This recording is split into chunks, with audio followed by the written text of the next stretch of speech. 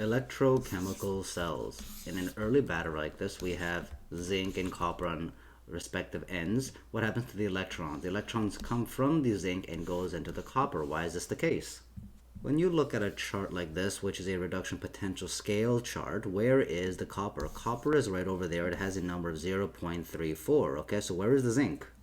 The zinc is a lot lower down the scale at a number of negative 0.76. So what does this mean?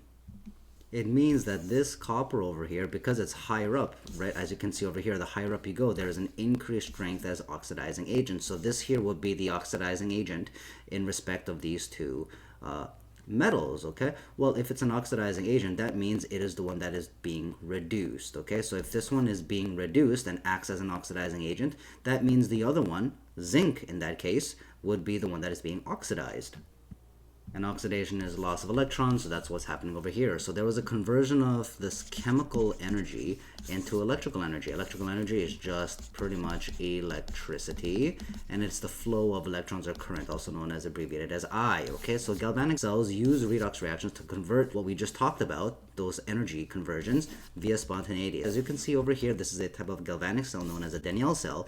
The V here represents the voltmeter right over there, and then the S, okay, represents the salt bridge, which allows any ions to go through here or to go through there without any mixing of solution.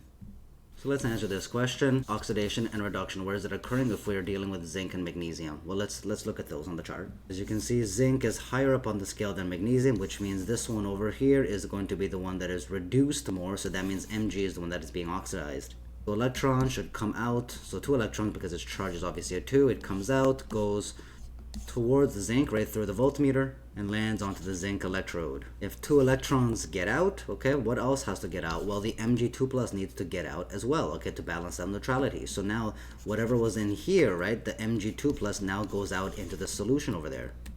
And vice versa, because 2 electrons landed onto the zinc electrode there, okay, how do we balance it out? If there's 2 electrons onto here, well, Zn2+ needs to go onto the electrode as well. Because the solution is slightly more positive now, because of the Mg2+ seeping out, we have to get this Cl-, the ion goes through that salt bridge and goes into the solution to balance out neutrality. If this Zn2+ goes onto these zinc electrodes, so that means this solution over here is more negative now. So we get this K+ ion goes through the salt bridge, goes into the solution in order to balance out the neutrality. Try this question on your own. I'll be giving you the answer shortly. This is the answer. I will slowly scroll down.